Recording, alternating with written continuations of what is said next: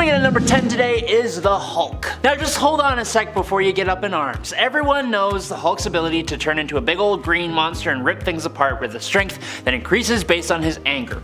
But what many of you may not know is that Hulk actually possesses a much more subtle ability to see astral projections and ghosts and even interact with them if he chooses to. Hulk's astral form perception has come in handy when working with Doctor Strange as a defender, but why does Hulk even have this ability in the first place? Well, Bruce Banner subconsciously feared his father's ghost would come back to haunt him, like literally come back to haunt him. And so, the Hulk just developed this mechanism to allow him to look out for that ghost. There isn't really more to it, that's just kind of it. Hulk just developed the ability that is something usually reserved for telepaths and magic users. For the super intelligent Bruce Banner, it would make a bit more sense, but it's actually been suggested that for Bruce, the clarity of the astral forms are diminished when compared to the telepathically resistant Hulk's ability to view them. With a mortal Hulk and the connection to the one below all, perhaps that could serve as some kind of fan explanation, but that's all we got. Number 9, Doop. This bumpy looking lima bean is and was basically the mascot of a bunch of different mutant teams in Marvel Comics, while also low-key being one of the heaviest hitters around. Doop is unable to learn English, and as such he speaks in a language all of his own that everyone can somehow understand. According to Captain America, the US government created him in a secret weapons project and he was instrumental in the fall of the Soviet Union. But then, apparently, he also comes from a place called Marginalia,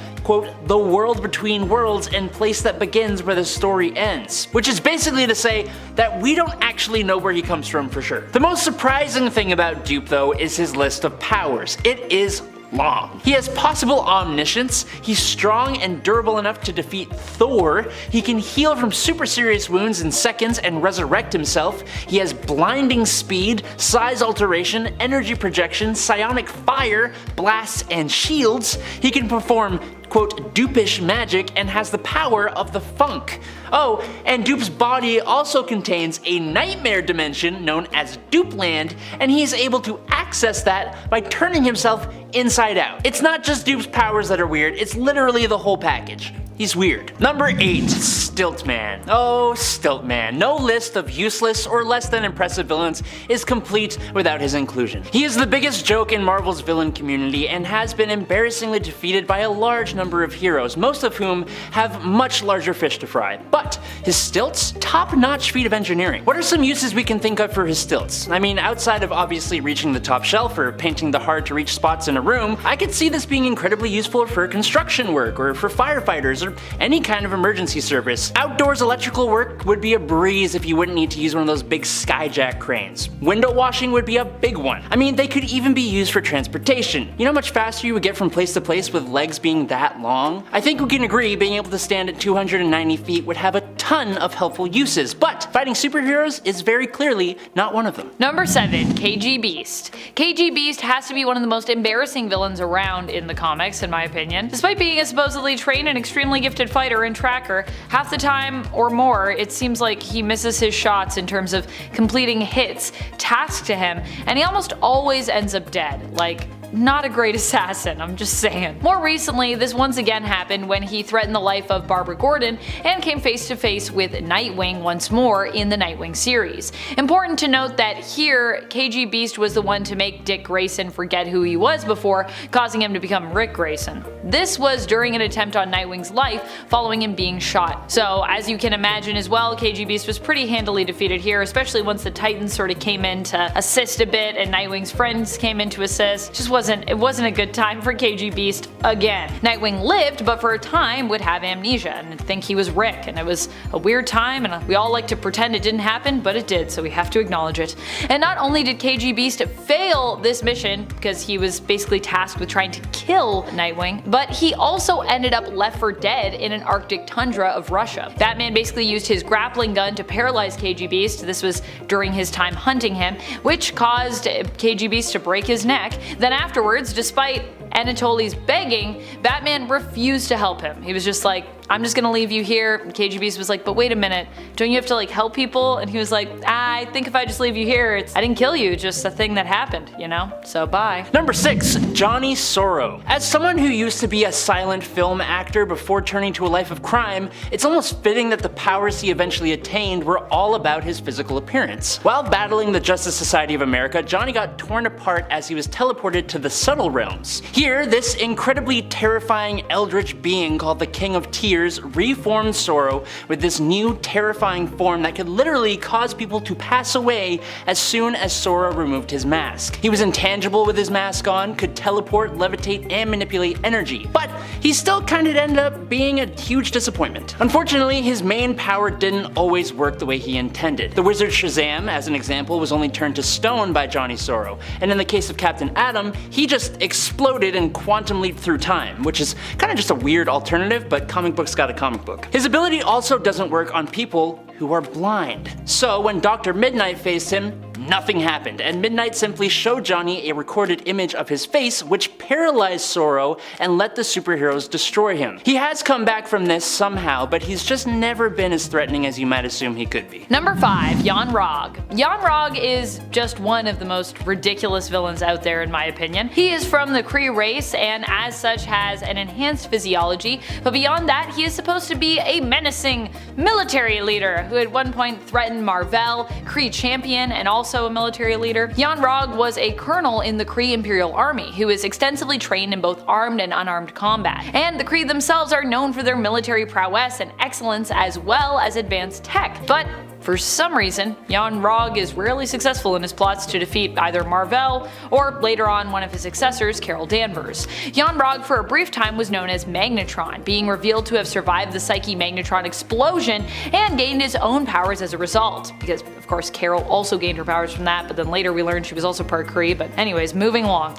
At one point, Yon-Rogg tries to call home to the Kree Empire and attempts to make a deal with them, but not even they are willing to take him seriously, having seemingly forgotten who he was after all these years with him likely having been presumed dead after going MIA. Yon-Rogg call home.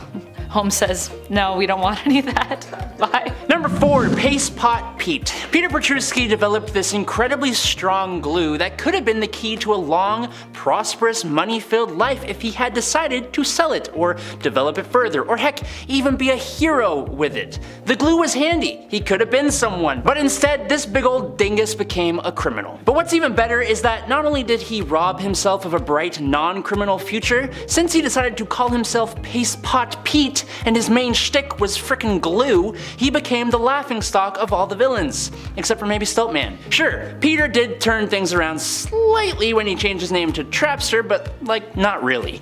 The damage was done. His glue could be useful in so many different ways, not even just day-to-day stuff, like he could have gone into construction or art, and I'm sure he could have even found a way to get into weapons manufacturing, as he even was able to develop a weapon for firing the glue, but no, this Goomba squandered it all to become the butt end of a joke. It's a shame. Number 3. Belasco. I mean, Belasco is supposed to be one of the most menacing guys in Marvel Comics, right? He's basically like a demon lord of hell and a former ruler of Limbo, which you know is a hellish dimension, so I don't mean an actual demon lord of hell, but like Limbo's kinda like hell. And I'll grant you that on paper, he does seem pretty scary. But then there is the fact that he also kidnapped a young mutant so he could mold her into his own weapon, and she, well, I mean, she ended up kicking his butt, so as she rightfully should. Now granted, this young mutant wasn't just anyone, it was magic, and we all know that Illyana is a straight up powerhouse, a force to be reckoned with. But the hilarious part is that Belasco is so egotistical that he thought he could just turn magic into whatever he needed her to be, using her, and in the end, he kind of created his own worst enemy by ever bringing her to Limbo to begin with, so yeah. And at number 2, Mr. Mxyzptlk. Now, hear me out. I need to make it clear that I am actually a big fan of Mr. Mix. He's really cool and just a blast to read, but as a villain, he's not exactly the greatest of them. He doesn't do more than be a pest to Superman, and is even a pest to Superman's villains, mainly Lex Luthor. He has benefited Superman way more than he's hindered the guy. He is kind of kind of worthless as a villain. I'm sorry. But that doesn't change the fact that he is one of the most powerful guys around, being a reality warping 5th dimensional imp. He's just responsible with his reality warping powers because he knows the damage it could cause. But that essentially means he isn't really a huge threat. We have seen his same powers but in the hands of an actual villain when we got the Emperor Joker storyline, and that pretty much shows us exactly the kind of things Mr. Mix is actually capable of. It's a lot, but he doesn't do any of that. Instead, he just tries to give the Man of Steel a bit of a headache, which he does succeed at doing. Still, being Superman's #1 fan makes him kind of a useless villain,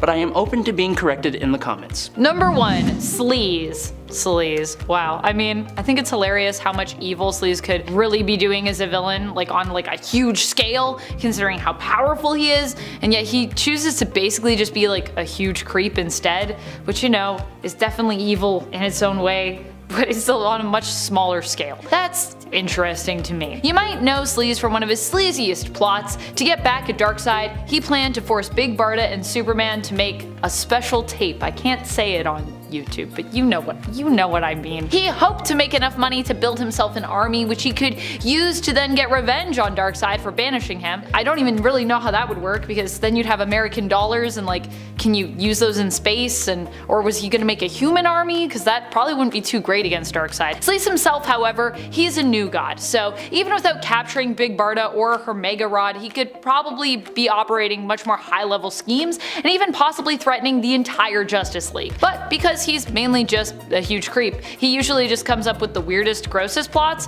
and fortunately is stopped at almost every corner. Thank goodness. I mean, not every corner, but almost every corner. What a gross character.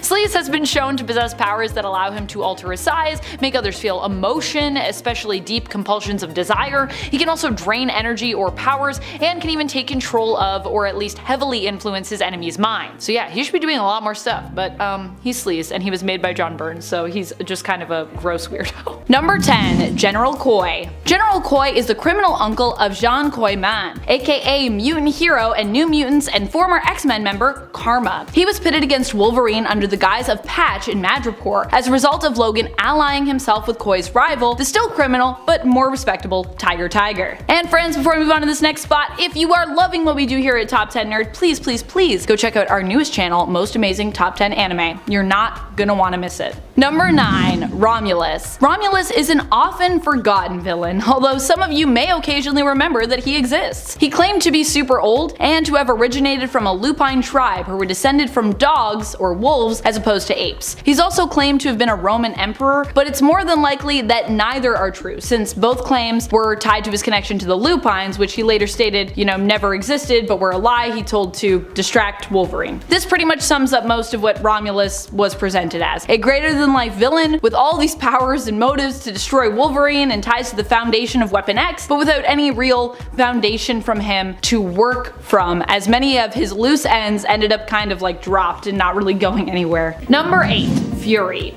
This version of Fury we're focusing on here is mainly known by the name of Lita Hall. This version of the character had her origin changed following the events of Crisis on Infinite Earths. Instead of being Diana Prince, Wonder Woman, and Steve Trevor's daughter, she would become known as the daughter of Helena Cosmatos, also Fury, who was raised instead by Admiral Derek Trevor and Miss America, aka Joan Dale Trevor. In the Sandman universe, she was once the partner of Hector Hall, and the two are going to have a child together when Hector tragically dies. While dead in the real world, Hector's consciousness becomes suspended in a pocket of the Dreaming, with Brute and Glob turning him into their new Sandman after Dream's imprisonment. Lita is visited by Hector in her dreams and eventually chooses to stay with him there, but because their child is conceived in the Dreaming, he ends up being claimed by the Dream Lord Morpheus once he himself returns. He forces Hector's spirit to move on and explains that one day he will come for Lita's child, who belongs to the Dreaming. Despite her Amazonian-like abilities, Lita can be seen as weak in the traditional superhero sense,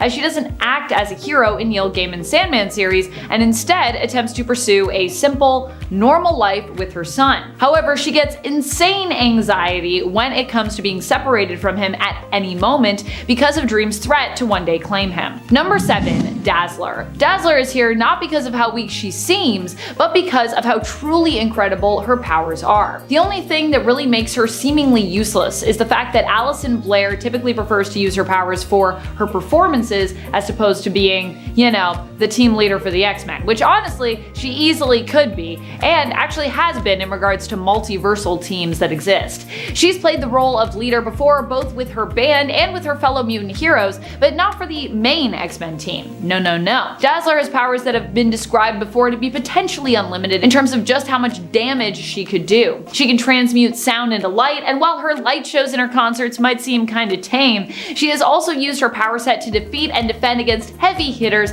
like Ulysses Claw, who she permanently defeated, Enchantress, and the Hulk. Number 6, Witchfire. I think Witchfire is a super cool hero. She not only looks cool, but she also is a magical hero, one of the most powerful kinds out there, if you ask me. One of them. Not the only one, but definitely one of my tops. But still, among those who are gifted with magic, Witchfire's Rebecca Carstairs usually ends up being regarded as lower on the totem pole. I'm sure there are actually many of you out there who aren't even familiar with this character. And to show how tragically weak she is, shortly after her first appearance in the Prime Earth continuity, she's permanently defeated, with her soul ending up being trapped after the complete destruction of her physical body. Pretty tragic, really, because I just feel like she's so cool.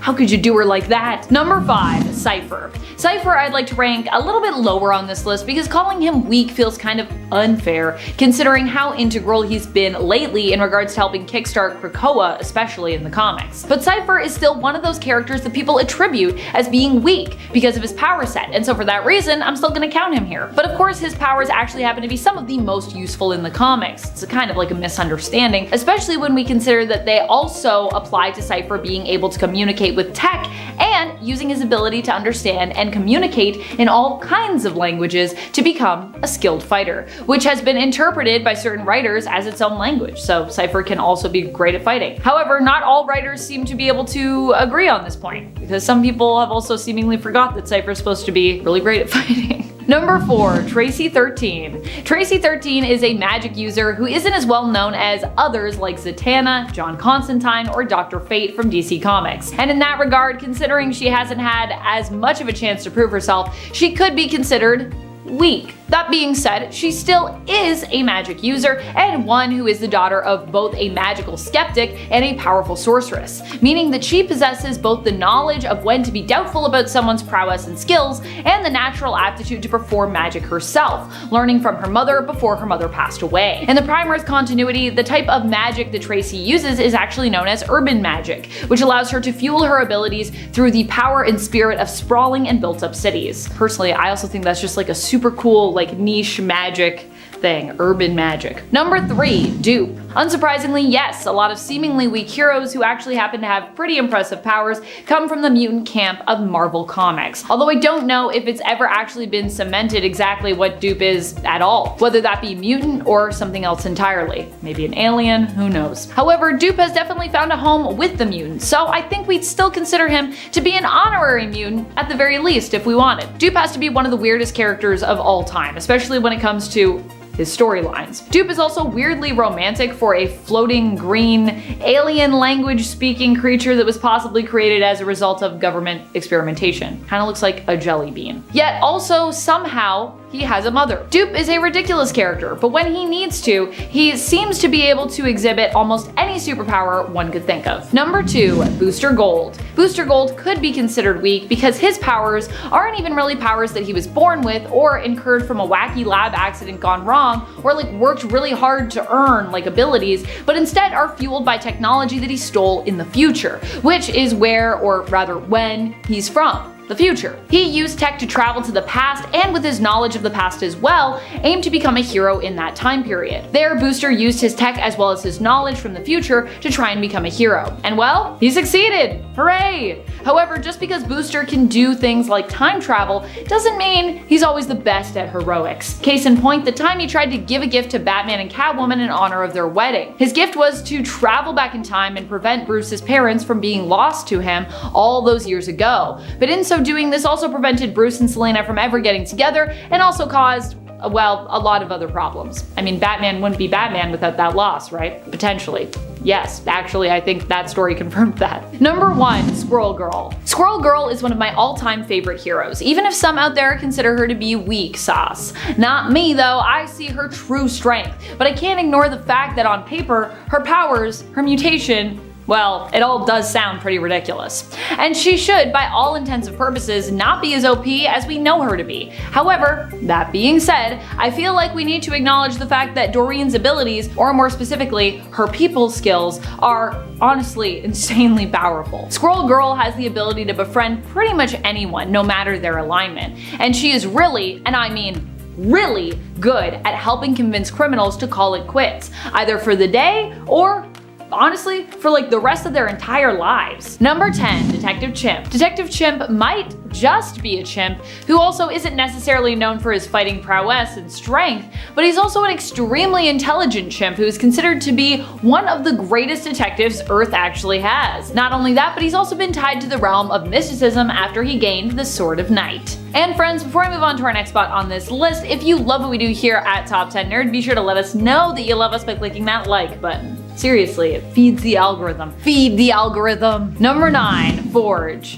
Forge is kinda squishy in comparison to some other physically tougher and more durable heroes out there, which is why he makes our cut here. And he's not particularly well known for his fighting prowess, but he is well known for making cool stuff, especially cool weapons, and because of that, he is actually extremely useful. Many also forget that Forge has experience with shamanism and not only has a mutant origin, but an origin that is also attached to the world of magic and mysticism, which honestly is pretty cool. However, for those who want to argue that Forge could march in there alongside someone like Cyclops, I think he'd actually prefer to outfit someone like Cyclops to march into action in his stead, but super souped up so that Cyc alone could stand in for a whole small army of heroes, and of course, Forge himself. Be like, I'll just make you super cool, you go in there, and then it's basically like there's two of us because you're gonna be that cool. Number 8, Hindsight Lad. To be completely candid here, Hindsight Lad's powers are not actual powers, but he acts like they are, and that means I'm gonna talk about it. Carton Lafroige was a nuisance before he ever became Hindsight Lad, but when he found out that his neighbor, Robbie Baldwin, was Speedball of the New Warriors, he threatened to reveal Robbie's secret identity unless Robbie let him be a part of the team. And he actually managed to prove very useful, and did have some tactical ability which eventually got him fully put on the team. He kind of became their guy in the chair, but that's because his self-given power was the power of hindsight. The power to look back at all the superhero fights that he's been a part of and analyze them, quote unquote, and now with the present hindsight, he can tell the heroes what they should have tried differently, which in his mind meant they can now go prepare for that exact same scenario if it plays out again, which in a comic book, that's probably not gonna happen. Just saying. Number 7, El Guapo. Robbie Rodriguez, who goes by El Guapo, is a mutant from the Marvel Universe, but that kind of opens up a whole bunch of questions because Robbie doesn't seem to have any real powers of his own, unless you consider his symbiotic relationship with his flying skateboard a superpower. His wiki page refers to this as idiosyncratic manipulation, suggesting that Robbie actually does have total control over his skateboard, but the problem with that statement is that his skateboard has also acted with a mind of its own, like when it beat him up for cheating on his girlfriend. Now, an argument could be made that perhaps it's his own subconsciousness beating himself up for doing the wrong thing, but that's just a me theory, and Marvel did not state this to be true or even explain his ability at all, really. It's not telekinesis, and the board seems to have a mind of its own. It's weird. I don't know what to say. Number 6, Phantom X. When I first read a comic with Phantom X in it, I did not fully understand his power, and I still don't really. So now I'm gonna try and explain something to you guys that I do not understand. Cool?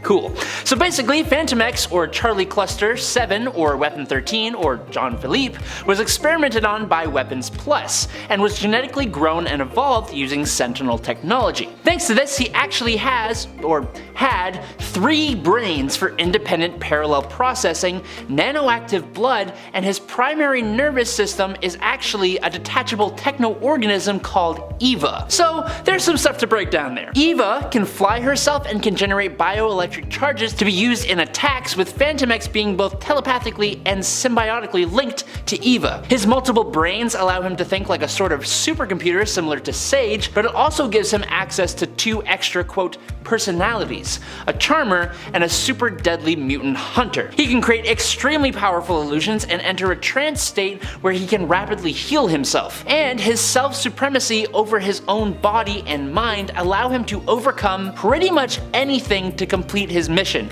including mind control. I can't talk too much more about him because of time, but know he has enhanced senses, is a dope fighter, and does not create any kind of odor from his own body. Just look into the guy, he's really weird, but he's also really cool. Number 5, Iska the Unbeaten. Iska is thousands of years old and is the sister of Genesis, who is the wife of Apocalypse, so fun little fact for you. She is a hardened warrior who respects power and strength like the other mutants of Arakko, and her powers kind of reflect that. Iska's power is tychokinesis, which is the power over luck and probability, but specifically, her power means that she cannot lose, or the better way to say it is that she always wins. This includes one-on-one contests, votes, and wagers, but also larger battles where she is a member of a team or an army. In contests of skill, her powers might give her the talents she needs to win, or she might just win through, quote, improbable circumstances. So far, it's sounding pretty good. Always winning is so good, it just sounds like ridiculous and lazy writing.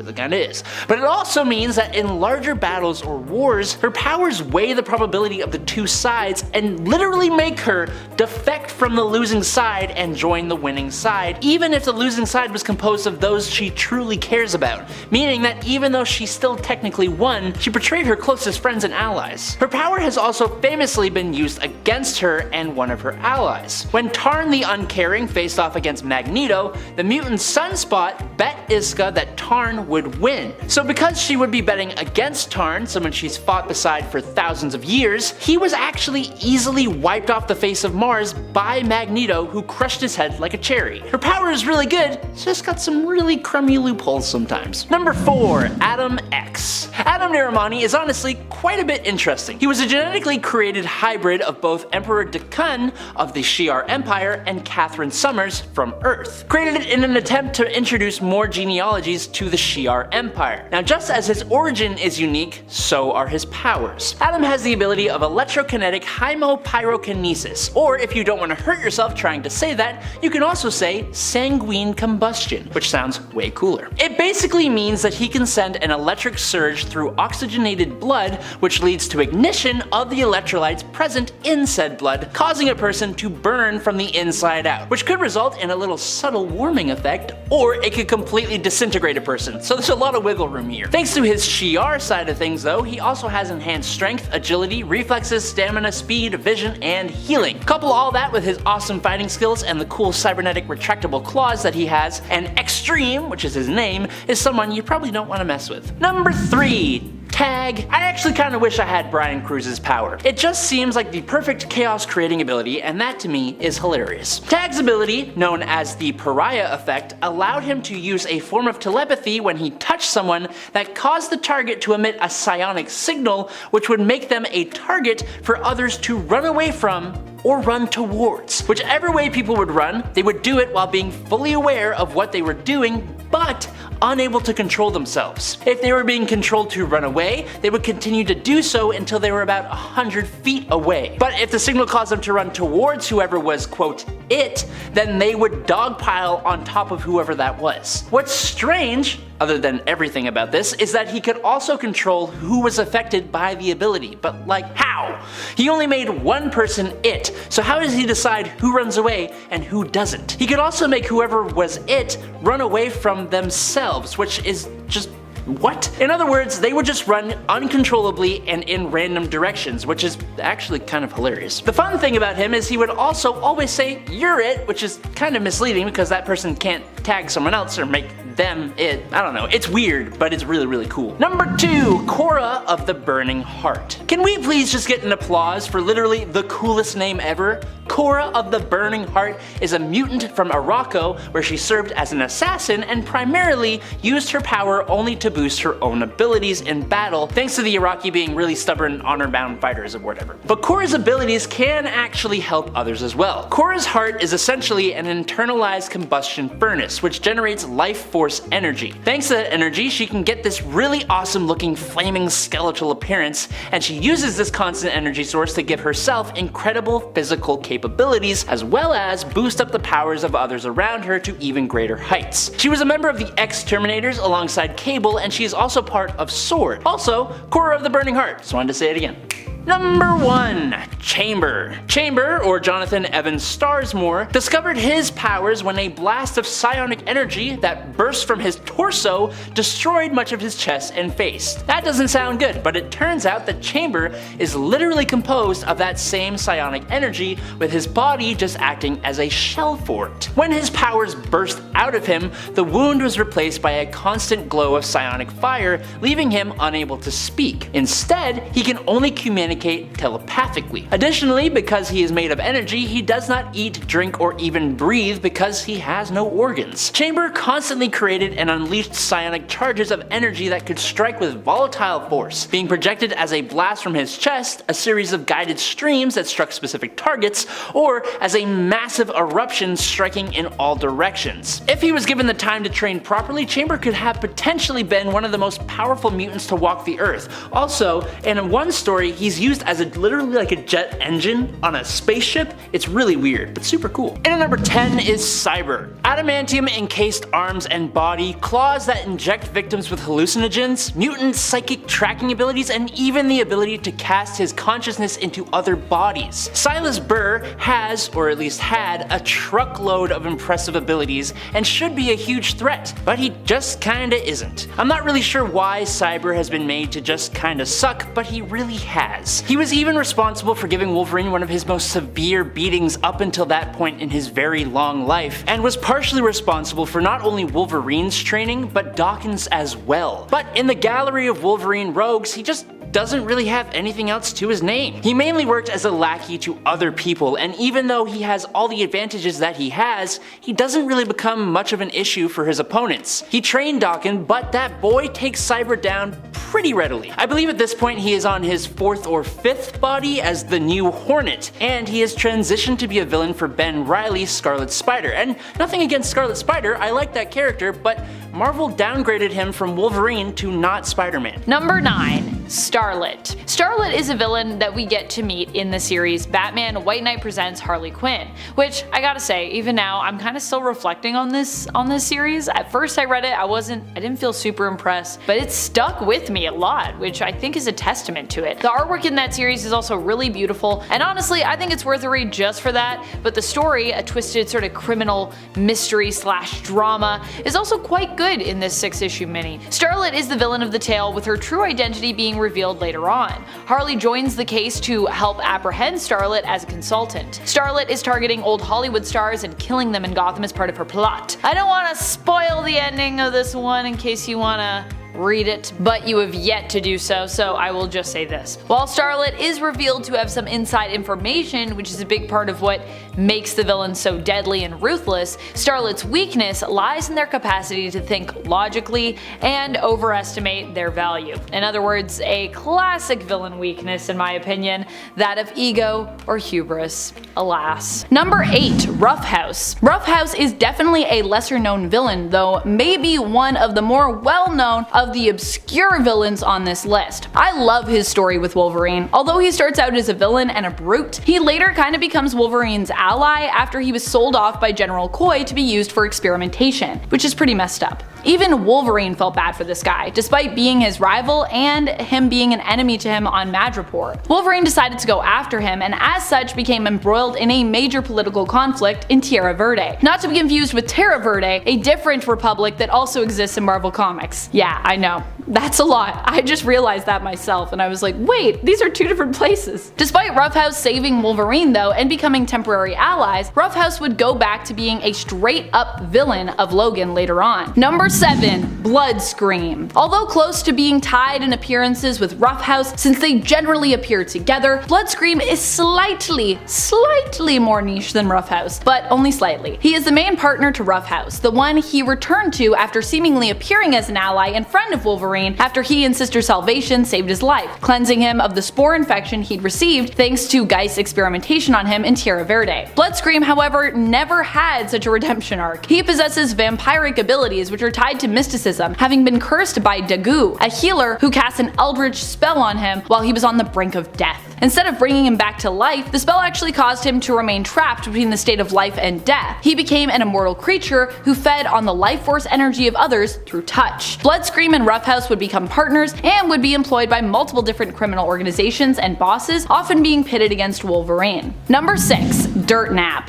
Dirtnap is a weird character, but one who kind of has a beautiful story. Dirtnap originally appeared as one of Genesis's Dark Riders. Tyler Dayspring's Genesis, just to be clear. Dirtnap was a mutant who had an ability where he could absorb beings into himself, thereby adopting their form. However, you would know it was Dirtnap because of a red smiley face that would often appear somewhere on him, usually on his clothes or, on his body while in that form. While fleeing from Wolverine, however, who he'd been going up against at the behest of Genesis to try and capture, he absorbed a rat and kind of became stuck or otherwise just preferred this form, keeping it. Dirtnap would later on actually end up joining the X-Men, befriending Generation X, and even sacrifice his own life to protect them. However, we are now in the time of mutant resurrection, and more recently in the 2022 series of Marauders in issue number 6, Dirtnap was actually spotted spying on Lockheed, who was in turn spying on villain Brimstone Love's Theater of Pain. When Dirtnap had turned good, his smiley face had actually changed to yellow, but when we recently spotted him, his smiley was back to red.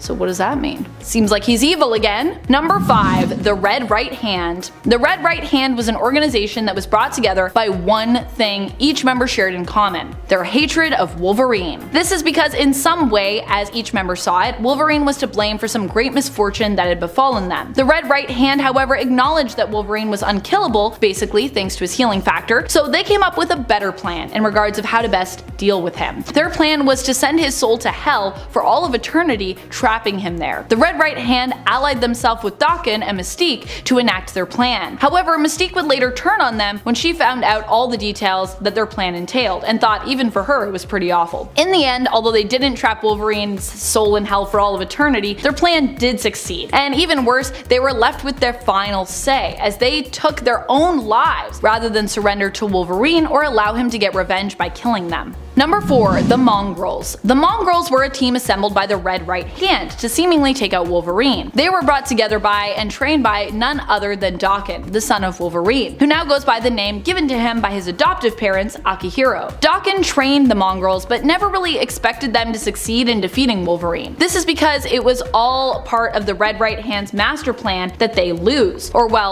win or lose against Wolverine, that the Red Right Hand would win as a result. Because the Mongrels were actually a team made up exclusively of Wolverine's kids. These were the kids that Wolverine didn't know about or that he forgot due to his memories in general being kinda like a mess. Kinda because of his healing factor and such. Only after Wolverine defeated them, killing them, did he learn the truth about each and every member of that team. Number 3. Charlie Chainsaws. He's a real guy. He's about as ridiculous as he sounds, but also about as terrifying as he sounds too. Charlie Chainsaws appears in Wolverine Weapon X, where he's one of Dr. Rotwell's patients in later experiments. Charlie Chainsaws was locked up in the Dunwich Sanatorium because he liked killing people with chainsaws. To make him even more deadly, Rotwell decided to therefore give him chainsaws for hands. This didn't make him a very quiet or tactile killer, but it did make him a very bloody one. Eventually, Wolverine would escape the sanatorium, but so would Dr. Rotwell and his beloved experiment, Charlie Chainsaws. Number 2. Spore. Spore was apparently a super ancient evil that was created by the Deviants way back as a weapon to be used against the Eternals. However, Spore didn't just do harm to Eternals, but kinda to all living things it came in contact with. As such, Spore was condemned by the Celestials and killed, or at least defeated, long ago. Or so they thought.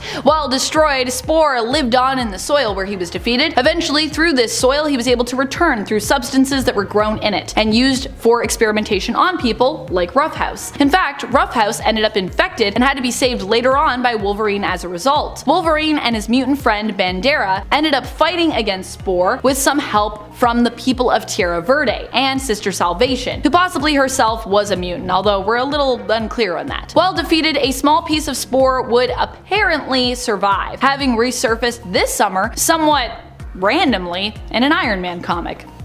apparently that happened. Number 1. Snow Queen. Snow Queen is someone who I initially thought was going to be revealed as Emma Frost when I first read about her, based on her appearance in issue number 24 of Wolverine from the 1990s. I mean, she kind of looks like Emma Frost, right? Like, I read it and I was like, is that Emma Frost? And then I was like, no, this is totally different character, Snow Queen. And yet, she is not Emma Frost. She is her own character who just happens to share a bit of a resemblance to Emma. Her real name is actually Bridget Lady, and she has powers that allow her to create kind of like TV static, but in your brain. They're described as being telepathic snow powers. They basically make your mind foggy and make it hard for you to focus if you happen to be within range of her power. She did not last very long, dying in the same issue she first appeared in. So that's the end of Snow Queen. For now. Number 10. Destiny. Truly one of the most useless, I would say at least, in a fight. Destiny is still an extremely powerful mutant. While she might not be able to kick your butt physically, she could easily destroy most of her opponents simply with the knowledge she has of the future, and using it to hurt those who stand in her way and advance her own plots. Destiny is also one of those people who is a masterful and skilled manipulator of scenarios, often choosing to keep secrets in order to make sure her plans go to plan. When Mr. Sinister attempted to eliminate the Quiet Council, or, you know, most of them anyways, Destiny proved to be one of his greatest challenges in accomplishing this feat. As soon as Mr. Sinister focused on a direct plan of attack, it actually caused Destiny's powers to trigger, allowing her to sense the future of what he was planning, thereby preventing it from coming to pass by informing others on how to best avert that disaster. When you have a precog like Destiny, she can prove very challenging to get around, especially when she's someone like Mystique protecting and guarding her too, and especially if you happen to try to target her. I think the best course of action if you're going after Destiny is try not to target her.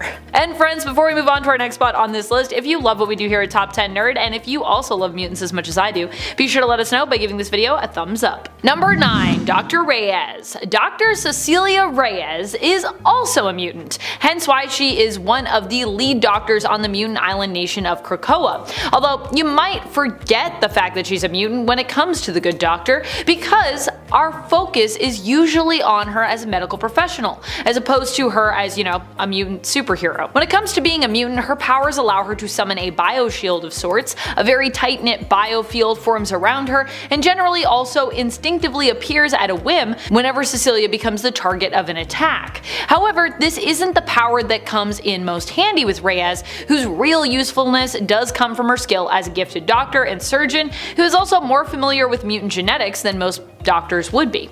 Although at one point I do believe Jean Grey actually declared herself an impromptu surgeon as well, speaking of mutants that can be medical people. But Dr. Reyes, I'm pretty sure, is still one of the few mutants who actually has, you know, significant medical training and experience. Unlike Jean just walking in and being like, I'm a surgeon now. It's like, okay, Jean. You got enough going on. Number 8. Psychic Link. Madelyne Prior has the ability to link her mind to another being. We see her doing this during the initial Inferno event, and honestly, it's pretty scary. It is in doing this that she almost completely destroys and defeats Jean Grey during their fight against one another. I can't even imagine having my mind psychically linked to someone, especially not someone who looks identical to me and seemingly kind of stole my life. I mean, whichever way you want to look at that, either from Jean's perspective or Maddie's perspective, they could definitely both share that perspective when looking at the other of someone stealing someone's life. Initially, the two women shared a psychic link, one that Madelyne later exploits during Inferno in an attempt to kill Jean, although of course through harming herself. Madelyne's plan at that point is to basically take her own life, thereby destroying Jean through their link, thereby taking Jean down along with her. If I'm going down, you're coming with me, and I'll go down if it means I can defeat you.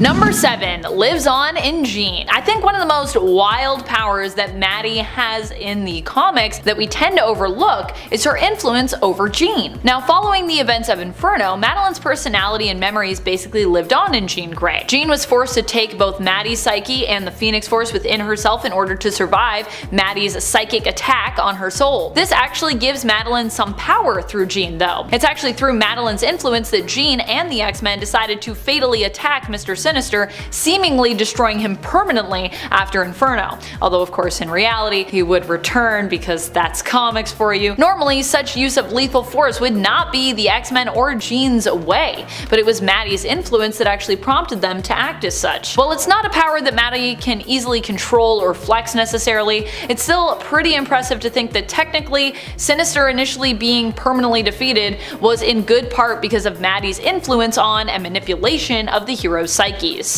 Number 6. Take your memories. At one point, Madelyne Prior attempts to take all of Jean's memories, and even threatens to do so. During the Dark Web event, she actually worked with Chasm, the current evil persona of Ben Reilly, who had worked on a device that would forcefully take someone's memories from them. Ben was doing this to basically get the memories that he lost back during the Beyond event, aiming to get them back from Peter Parker's Spider-Man, since Ben's early memories were initially copied from Peter's mind when Ben was created. Without them, there was a big hole in his mind and his personality, a chasm, if you will, get it? Teaming up with Ben, Maddie sought to retrieve memories of raising her baby, who would eventually grow up through time to become Cable, from Jean. She felt that she was basically robbed of these memories after she was defeated in the initial Inferno event, with Jean taking over her role as baby Cable's mom. However, in the end, Maddie didn't have to forcibly take Jean's memories at all, as instead Jean chose to willingly share them with Madelyne, having never wanted to fight her in the first place. However, it was still a power that Madelyne has, and she could have used it, but she didn't. Number 5. Control over demons. Madelyne Prior isn't just known as Madelyne Prior. In the comics, she also has another name, the Goblin Queen. In fact, when I was recently cosplaying Maddie at SDCC this year, most people referred to me by that name. They call me the Goblin Queen. Most people knew me either as Jean's evil clone or just the Goblin Queen. Maddie earned this name after she made a pact with the Demon of Limbo, thereby becoming their queen. Although she may have felt pretty in her power at that time, in reality she was still kinda just being manipulated by them somewhat. Still, Maddie did hold some sway over the goblins and demons of Limbo, considering that she was their ally and their partner. And you know, Goblin Queen. But like I said, how much power did she have at that time? I don't think she had a ton, really. Number 4. Her secret name. The really wild thing with Madelyne Prior that still amazes me is her secret name. I'm not talking about her title as the Black Queen or even the Goblin Queen. I'm talking more about the fact that no one really seems to know just how to spell her name. I constantly run into this on the internet, and while it might not seem like a power to some, in the DC universe and other different magically based worlds, it would likely be considered an asset. It would be considered a power because it would protect you. Madelyne's name is spelled Madelyne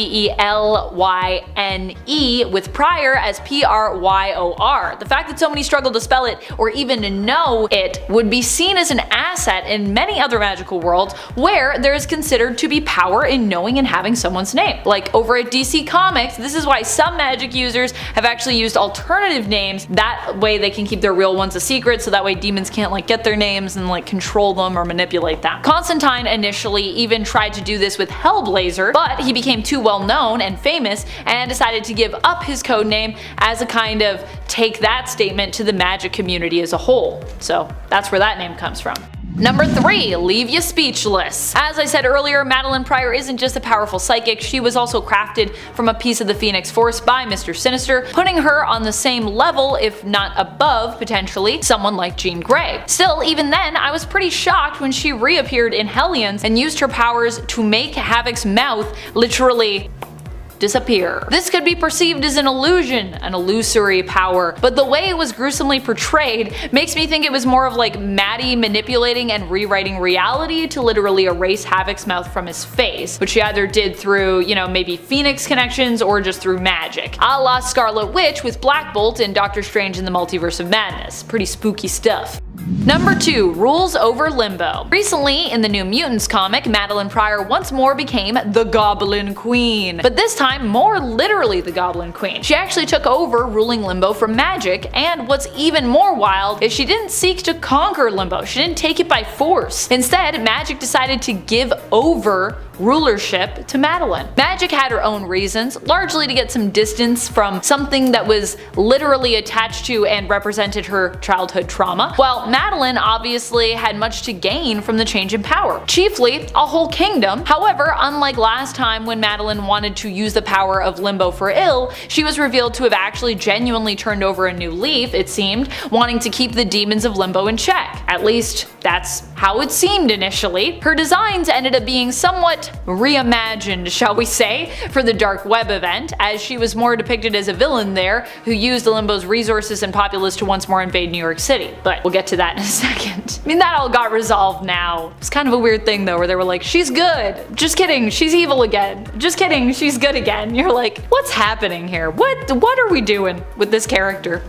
Number 1. Master Diplomat? Madelyne Prior is perhaps working towards becoming a master diplomat and leader. At the end of the Dark Web event, with Maddie once more being reformed and even becoming an ally of the X-Men during the event, fighting alongside them and even getting to call on them to assemble, so nice, she decides to open up her own embassy for Limbo, stationing it in New York City. Maddie does this to bring the darkness into the light, believing the spirits of Limbo have been hidden away for far too long, seeing them as representing her own darkness and basically saying like, we try to like hide our darkness and suppress it and like put it away, but you know what, in order to heal we need to bring it out into the light. She intends to make sure that the beings of Limbo are no longer rejected and in fact are seen and accepted by the world above and in this case now around them. Which I kinda love, honestly. I think that's beautiful. Number 10. Sideways. Sideways hails from DC Comics. He was introduced to be part of a new wave of original characters that DC wanted to make mainstays. Sadly, many of these characters did not end up enduring and kind of were forgotten,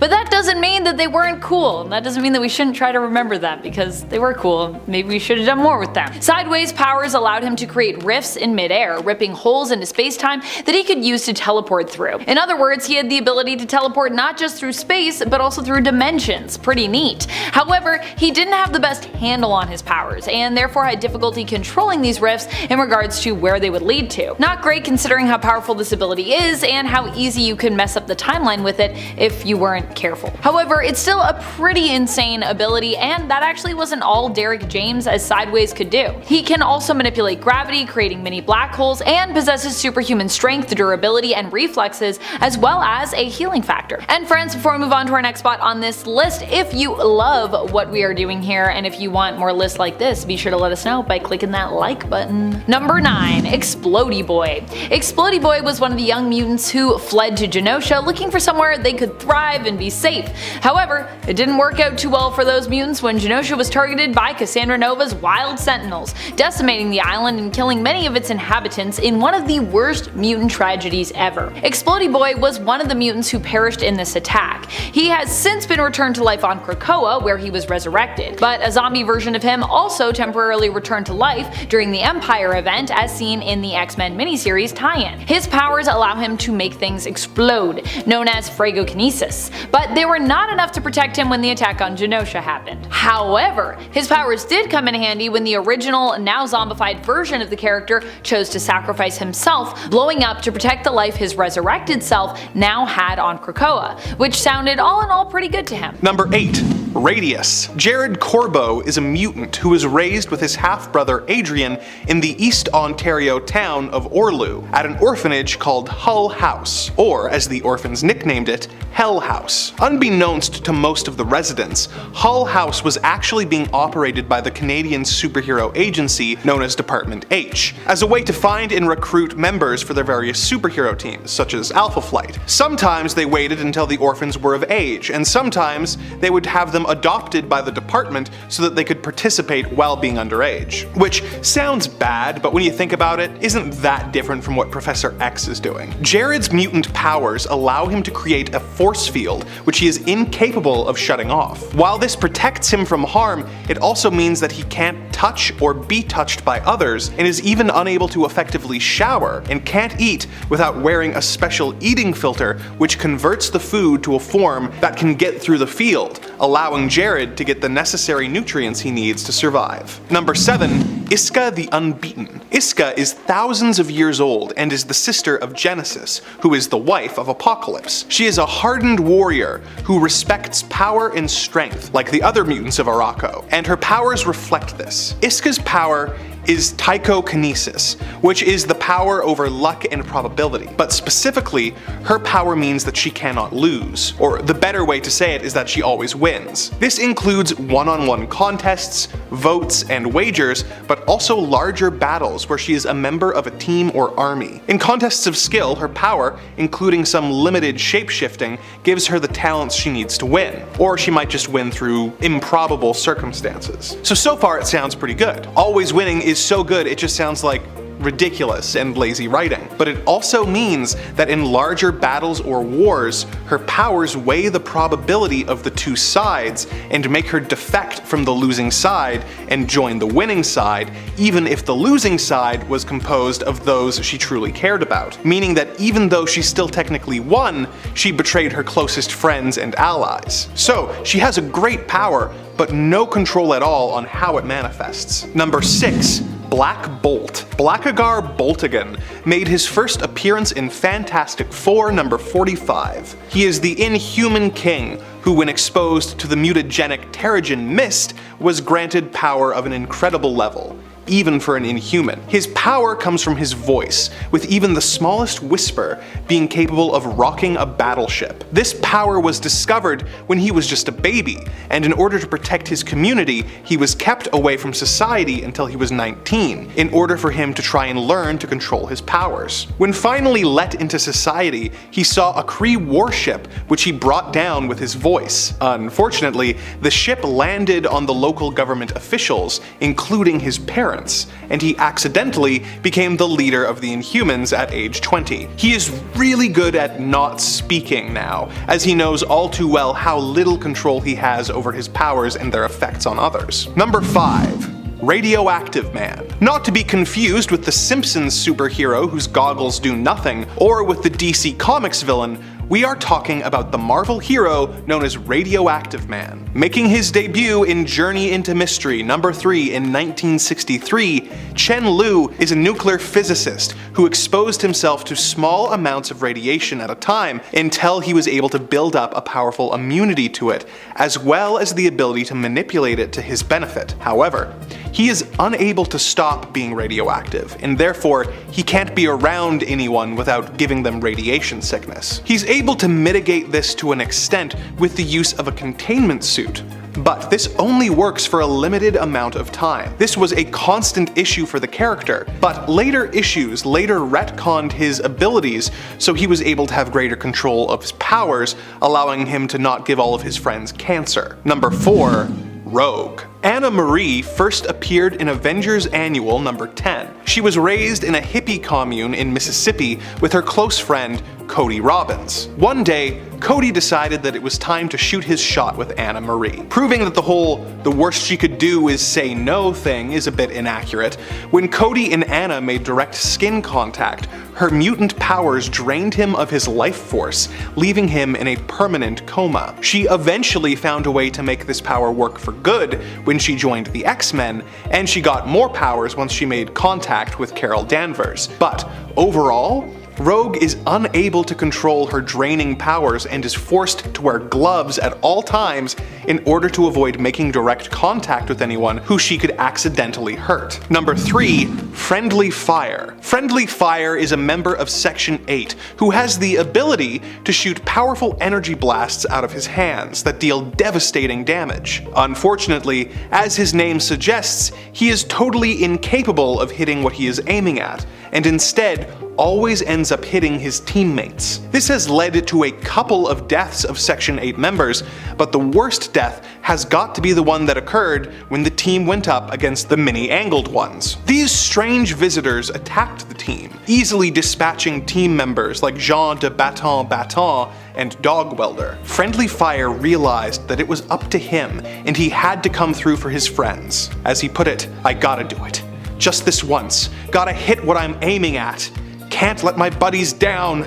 Must hold the power." He unleashed the full force of his blast and blew his own head off, barely being able to utter the word crap before dying. Number 2.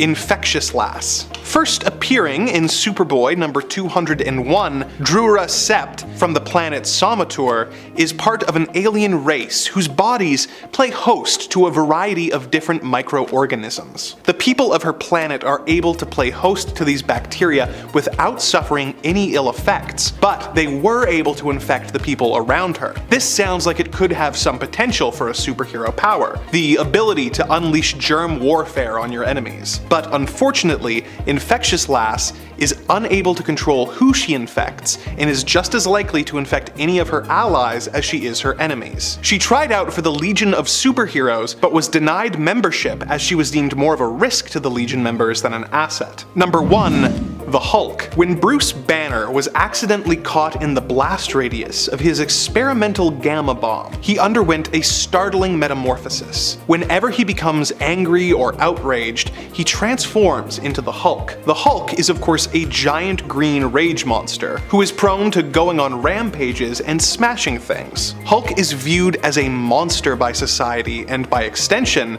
so is Banner. Banner has to make constant efforts to control the beast within, but since it would be a boring comic if the Hulk never came out, Bruce constantly loses control and unleashes the Incredible Hulk onto the world. Number 10. Gambit. Remy LeBeau is a powerful and popular member of the X-Men, with the ability to tap into an item's potential kinetic energy, making it a dangerous and explosive weapon. He often uses smaller items, like a deck of playing cards, which he will then throw at his enemies. The only real limit on these powers is that he needs to make direct skin contact with whatever item he's charging, hence the cool fingerless gloves, and the amount of time it takes him to charge the object, with larger objects taking longer. He also has the ability to hypnotically charm people, making them more likely to do what he wants. Before he was a member of the X-Men though, he was a master thief, but he found that he was having trouble controlling his powers, and was worried that he might potentially harm other people. This caused him to seek out the help of Mr. Sinister, who gave Gambit a surgery, removing part of his brain in order to dampen his powers and make them more manageable. Number 9. Captain Atom. Captain Atom was originally a Charlton Comics character, the same way that the Blue Beetle used to be. DC Comics eventually purchased Charlton's collection of heroes, and as a result, he was introduced into the DC universe. In the DC retelling of his origin, Nathaniel Atom was a man sentenced to death for treason. He was offered the opportunity to instead sign up for an experiment designed to test the structural integrity of an alien metal. To test this, they placed Atom in a metal cage and then blasted it with a nuclear explosion. He was vaporized, but much like the Watchmen character he inspired, Dr. Manhattan, he was reformed with the metal now covering his skin. Captain Atom can tap into the quantum field and convert the energy into powerful blasts. He can also generate and manipulate matter, such as when he transformed Green Arrow's arrows into butterflies. Captain Atom has to be very careful with his powers though,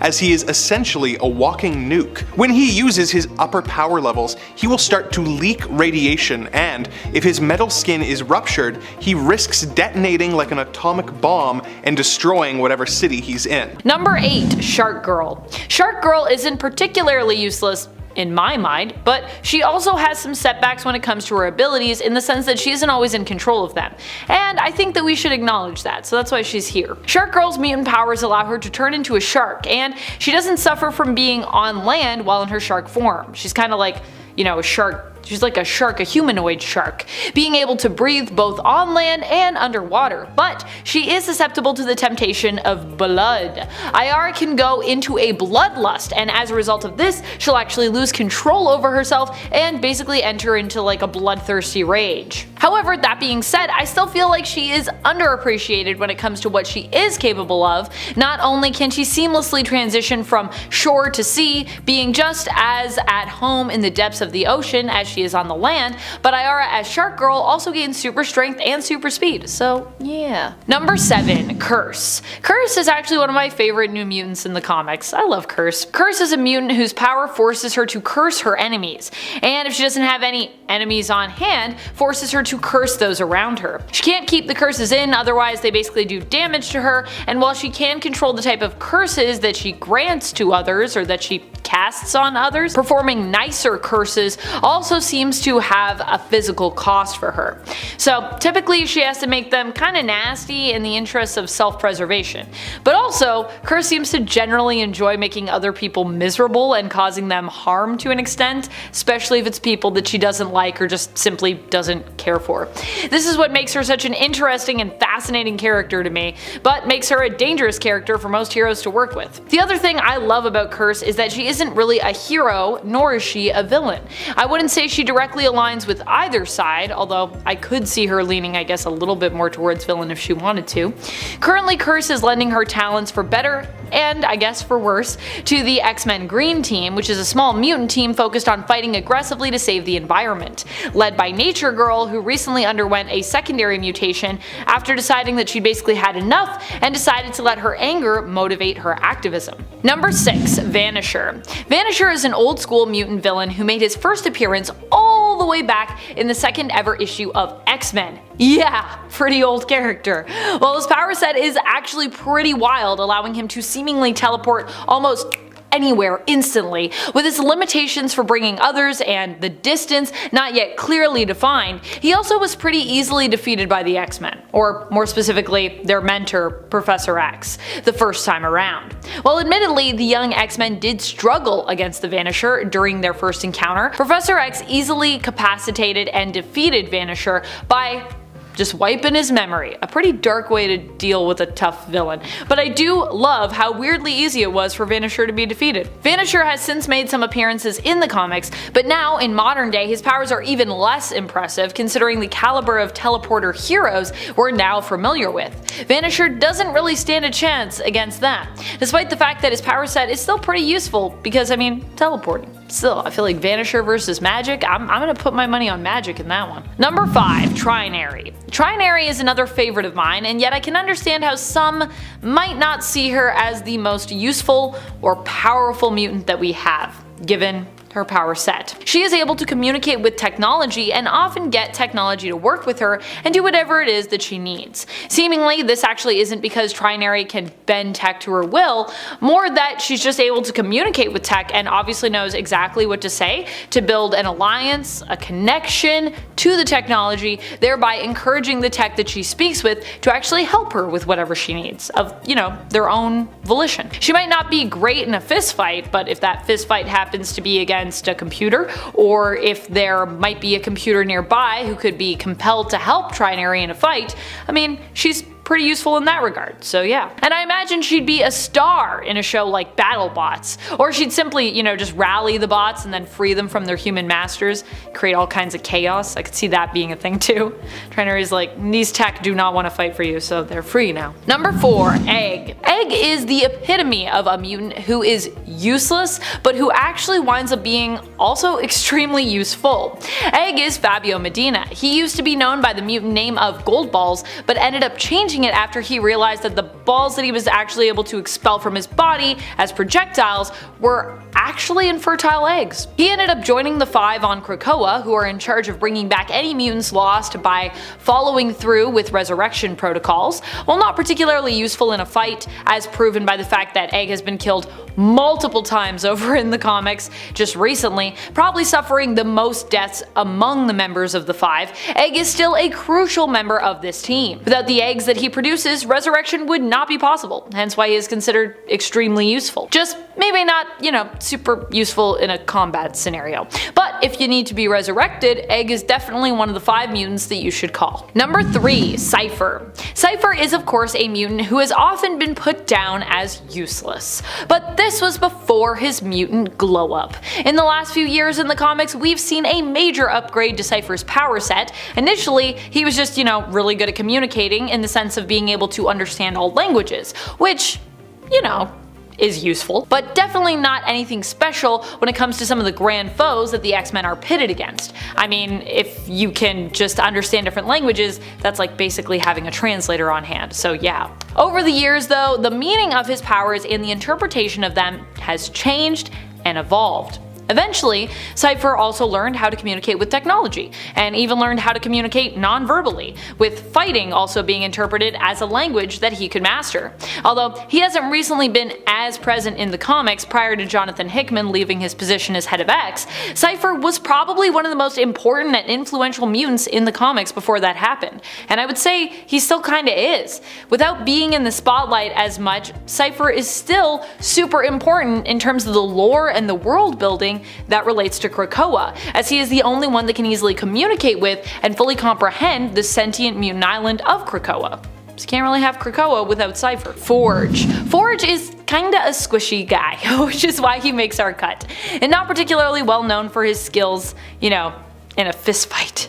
But he is well known for making cool stuff, especially cool weapons, and because of that, he is actually extremely useful. Many also forget that Forge has experience with shamanism, and not only has a mutant origin, but an origin that is also attached to the world of magic and mysticism, which honestly is pretty cool. However, for those who want to argue that Forge could march in there alongside Cyclops, I think that I would say Forge actually prefers to outfit other heroes than do that himself.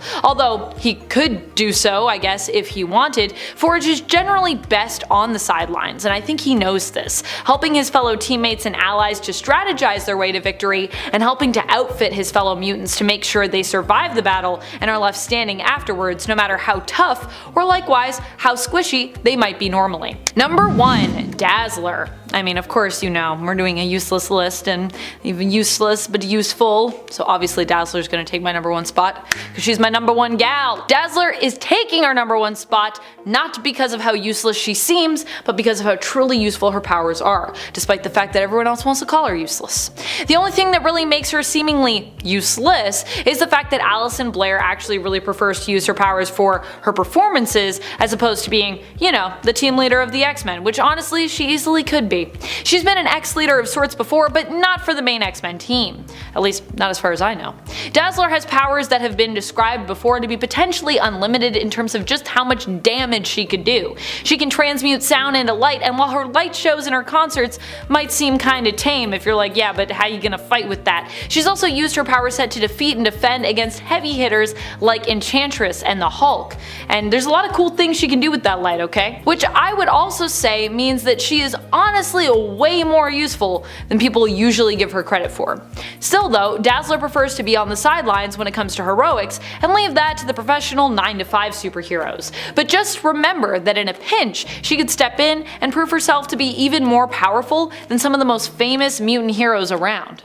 Move over, Wolverine. Move over, Cyclops. It's Dazzler time. Number 10. Resurrection. While not always influenced by Madelyne and her own abilities, Maddie not only has a powerful healing factor, but she seems to have found herself in a constant cycle of resurrection. Meaning that even when she seems to be dead and gone and we haven't seen her for honestly years, she's the kind of villain, and honestly not even just a villain now, also just as a character, that always comes back. Madelyne has been defeated multiple times and has returned since her initial introduction and defeat in Inferno more than 5 times over the course of her 40-year history. Now that is quite a lot of returns, and also quite a lot of disappearances, honestly. One thing is for sure, if Maddie is killed or seemingly permanently defeated or disposed of in some way, she always comes back. Eventually anyways. Might take a few years, but she'll be back. And friends, before I move on to our next spot on this list, if you love what we do here at Top 10 Nerd, be sure to show us you love us by clicking that subscribe button. Number 9. Phoenix Force. The Phoenix Force is literally a part of Madelyne Prior. No, seriously, she wouldn't exist without it. While some might argue that Madelyne Prior is a weaker version of Jean Grey, those folks likely don't understand her origin. At least her retcon origin. Not the origin Chris Claremont originally intended for her, but the one we got. Jean has been connected to the Phoenix Force before, being its host, but Maddie is literally made from a piece of the Phoenix, with a piece of it residing inside her. So she doesn't need to be a host of the Force to tap into its raw power and energy. The Phoenix Force is one of the most powerful powerful forces in all of the known universe and potentially even the multiverse over at Marvel, considering it has the ability to literally rewrite reality. Because Maddie was literally made from it, this also means its potential lives inside her as well. Maddie did not know her origin and initially lived appearing as a normal human. It wasn't until she learned the truth of her origin, her retconned origin admittedly, that she began to be able to tap into her true mutant and even cosmic power. Number 8. Trinary. Trinary is one of those mutants who is actually super useful in the right environment and on the right mission, but not every mission is going to be her strong suit. She isn't as well rounded as others because her powers are really specific. Trinary is a technopath, which is actually, I think, one of my favorite mutations out there.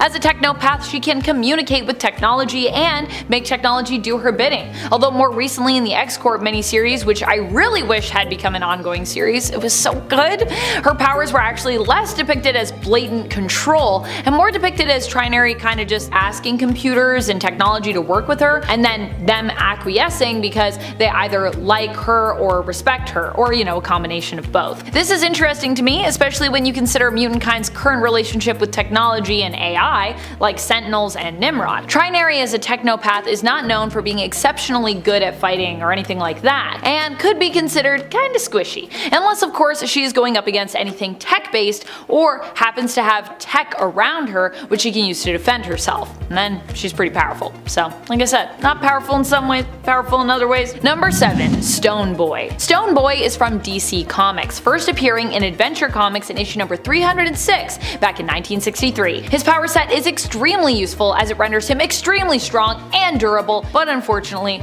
he's also kinda useless because while extremely strong and durable in his stone form, he's also immobile, or at least for a very long time was only ever really immobile. This is because while in his stone form, he was technically asleep. That's right. His alien race possesses this stone form because on their planet, the nights are actually half a year long. Their stone form is therefore used as a kind of suspended animation or stasis throughout these very, very long nights. However, Stone Boy would later find a way to be awake while in his stone form, which allowed him to become mobile in the future. Still though, what a weird but interesting power and origin. Number 6. Anarchist. Anarchist is an interesting one. He has powers that allow him to produce acid sweat. He was a part of the team originally known as X-Force before being renamed to X-Statix. This is the mutant reality TV team who films all their exploits and interactions for the purpose of basically entertainment. Now the reason I decided to go with Anarchist as opposed to Zeitgeist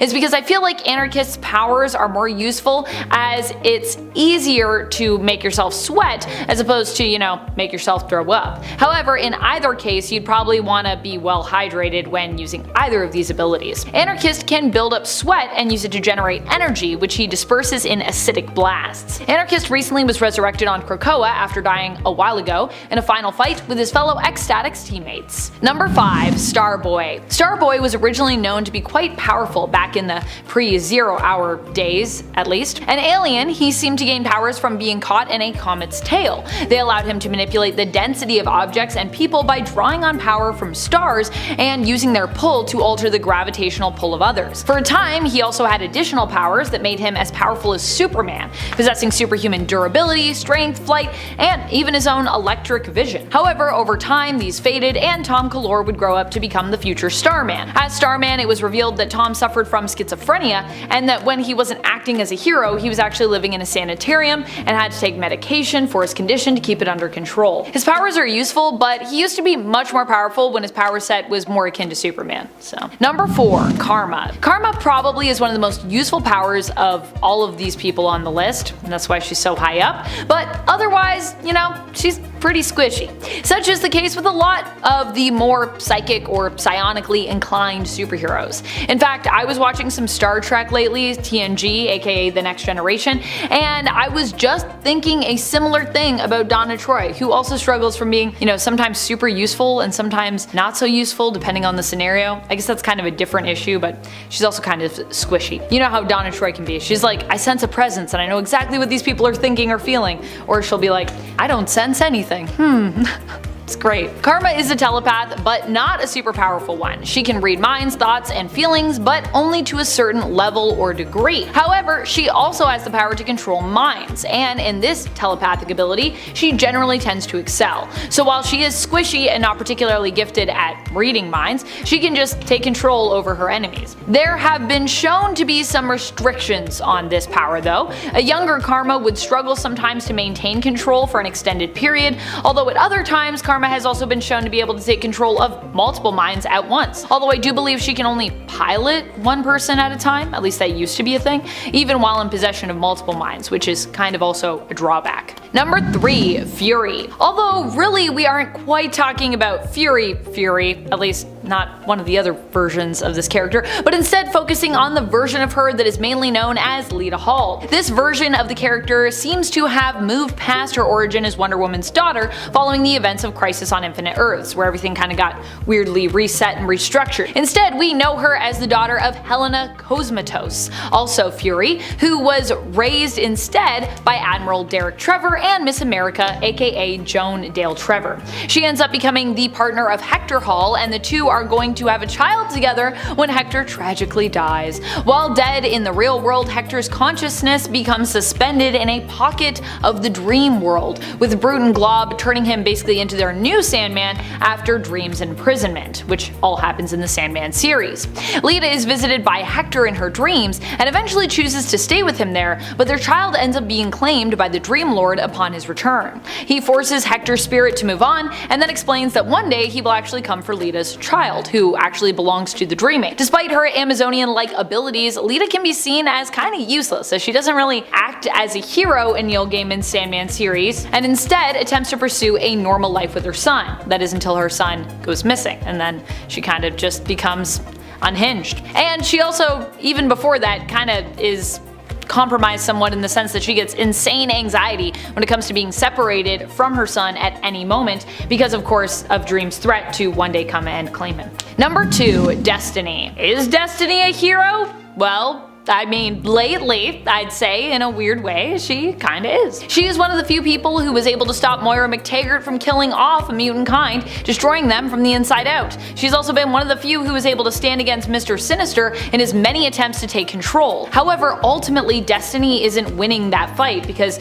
we know the Sins of Sinister event is fast approaching. And Destiny is on the Quiet Council currently, which exists to try and govern Krakoa, making life for mutants on the island nation a paradise, and defending that life that the nation is built for its residents. So I'm gonna say that right now, she's close enough to a superhero. I think we can count her on this list. I think we can just acknowledge that Destiny's been doing some pretty good things lately. When it comes to her power set, Destiny is kind of useless if we're talking about, like a fist fight to the death. But she's extremely useful when it comes to her powers, if kept out of the action. More of a guiding light for those fighting that is, better kept on the sidelines. Destiny is a precog and can use her mutant abilities to see the future. The more probable a future is, the clearer her vision of it will become, allowing her to sense which futures and outcomes are most likely. Number 1. Booster Gold. Booster Gold is kind of the epitome of what this list is about to me. His powers aren't really powers that he was born with or incurred from, a wacky lab accident gone wrong, but instead were gained through him stealing some tech in the future, which is where he's from, and using it to travel to the past. Their booster used his tech as well as his knowledge from the future to try and become a hero, and well, he succeeded. Hooray! However, Booster isn't always the best at heroics.